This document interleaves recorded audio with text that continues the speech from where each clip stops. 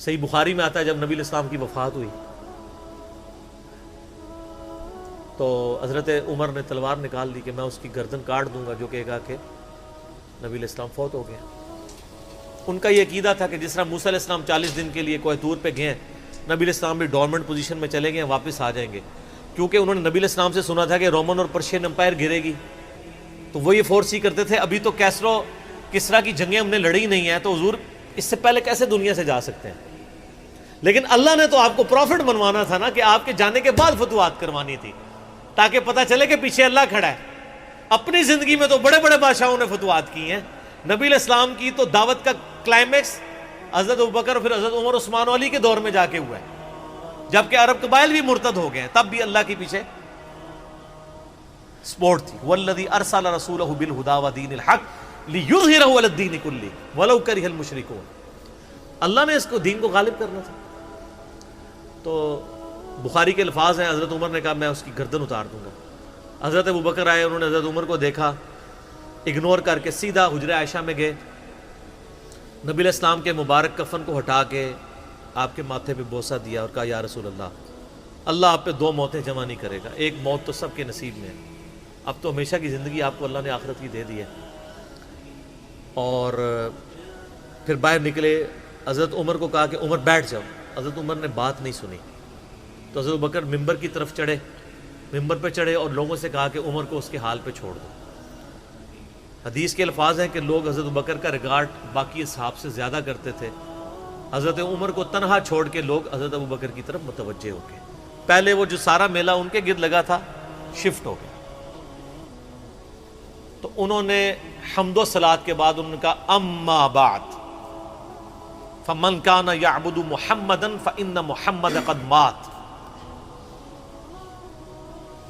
سر کلیجے پہ کتنا بڑا پتھر رکھا ہوگا حضرت بکر نے جملہ بولتے ہوئے کہ جو محمد کی عبادت کرتا تھا وہ جان لے کہ محمد کو موت آ گئی ہے۔ ومن کان یعبد اللہ، اور جو اللہ کی عبادت کرتا ہے وہ جان لے ان اللہ حی لا یموت، اللہ زندہ ہے، اللہ کو کبھی موت نہیں آئے گی۔ کیا توحید کی تعلیمات ہیں! حضور کی میت کے اوپر حضور کے فضائل نہیں بیان ہو رہے، توحید بیان ہو رہی ہے۔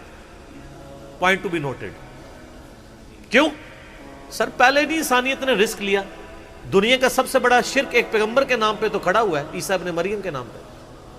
نبی علیہ السلام کو عیسیٰ ابن مریم نہیں اللہ نے بننے دیا۔ ایسے تربیت یافتہ وہ صحابہ جو کل تک آپ کے وضو کا پانی نیچے نہیں گرنے دے رہے تھے، آج وفات پہ کھڑے ہو کے فرضی خطبہ دے رہے ہیں۔ جو محمد کی عبادت کرتا تھا جان لو محمد کو موت آ گئی ہے، جو اللہ کی عبادت کرتا تھا جان لو اللہ زندہ ہے۔ پھر آیت بھی پڑھی، صرف فرضی جملہ نہیں بولا۔ آپ تو کہہ رہے ہیں شرک ختم ہو گیا، حضرت بکر جب شروع نہیں ہوا تھا اس وقت بھی کہہ رہے تھے کہ نبی علیہ السلام کو کسی نے خدا نہیں بنانا، کیونکہ بخاری کی حدیث ہے، دیکھنا میری شان کو اس طرح بلند نہ کرنا جس طرح عیسیٰ ابن مریم کو لوگوں نے کیا۔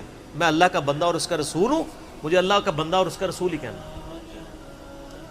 سر وارفتگی، دیوانگی، عشق کی ساری کیفیت حضور کی وفات کے بعد بالکل چینج ہوگی۔ صحابہ کی ہونا تو چاہیے تھا، جو وضو کا پانی نہیں گرنے دے رہے تھے جا کے قبر کی مٹی چاٹنا شروع کر دیتے، ایسا نہیں ہوا۔ وہ تعلیمات کی باؤنڈریز کو کراس نہیں کرتے تھے۔ تو پھر انہوں نے آیت پڑھی، سورہ آل عمران آیت نمبر 144، وما محمد الا رسول قد خلت من قبلہ الرسل افإن مات او قتل انقلبتم علی اعقابکم۔ محمد تو نہیں مگر ایک رسول ہی، اگر یہ فوت ہو جائیں یا دین جو جنگ میں قتل کر دیے جائیں، شہید ہو جائیں، کیا تم دین سے الٹے قدم پھر جاؤ گے؟ جو کوئی دین سے الٹے قدم پھیرے گا اللہ کا کوئی نقصان نہیں کرے گا، اور اللہ ثابت قدم رہنے والوں کو جزا دے گا۔ پھر سورہ الزمر کی آیت نمبر 30 پڑھی، انک میت وانہم میتون، اے نبی تمہیں بھی مرنا ہے اور ان کو بھی موت آنی ہے، تمہارے مخالفین کو، پھر تم اللہ کے حضور جھگڑو گے، اللہ تمہارا فیصلہ کرے گا۔ یہ سیدنا ابوبکر کی حضور کی وفات کے وقت استقامت۔ پھر جھگڑا کھڑا ہو گیا، حضور کو دفنانا کدھر ہے؟ جامعہ ترمذی میں حدیث ہے، سیدنا ابوبکر کہتے ہیں کہ میں نے نبی علیہ السلام سے یہ بات سنی تھی کہ اللہ اپنے پیغمبر کو وہیں پہ موت دیتا ہے جو اس کے لیے سب سے پسندیدہ جگہ اللہ کے نزدیک ہوتی ہے، تو حضور کی جو چارپائی ہے نا اس کے نیچے ان کی قبر کھودو، وہاں پہ اللہ نے ان کو موت دی۔ پہلے صحابہ میں رائے نہیں طے ہو رہی تھی کہاں دفنانا ہے، پھر سنن نسائی الکبریٰ کے اندر پورا وفات النبی چیپٹر ہے، سنن ابن ماجہ میں بھی موجود ہے کچھ حصہ اس کا۔ پھر لوگوں نے پوچھا کہ نبی علیہ السلام کا جنازہ ہوگا؟ انہوں نے کہا ہاں ہوگا۔ اسی طریقے سے تکبیر کہو اور سورہ فاتحہ اور اس کے بعد درود شریف اور اس طریقے سے 4 تکبیرات پڑھو۔ لیکن ایک فرق تھا کہ نبی علیہ السلام کو پروٹوکول صحابہ نے دیا ہے کہ آپ کی جو جنازے کی نماز ہے نا وہ جماعت کے ساتھ نہیں ہوئی۔ صحابہ نے یہ پروٹوکول دیا کہ حضور کی میت کی موجودگی میں بھی کوئی شخص امامت نہ کروائے۔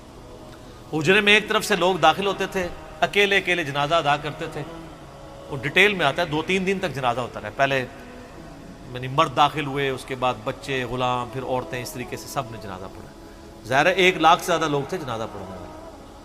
اس موقع پہ بھی سیدنا ابوبکر کی آپ استقامت دیکھیں، ورنہ حضرت عمر کتنے سٹرانگ اعصاب کے مالک تھے، ان کی حالت آپ دیکھ لیں، جب ضرورت پڑی ان کے مضبوط۔ تو اگر آپ کو ہماری ویڈیو اچھی لگی ہے تو ہمارے چینل کو سبسکرائب بھی ضرور کریں، لائک بھی ضرور کریں اور شیئر بھی کریں، تاکہ ایسی مزید ویڈیوز آپ کو ہم بنا کر دیتے رہیں اور آپ انجوائے کرتے رہیں۔ تو ہمارے چینل کو سبسکرائب ضرور کریں، لائک بھی کریں، شیئر بھی کریں اور بیل کے آئیکن کو دبانا بھی مت بھولیں۔ شکریہ۔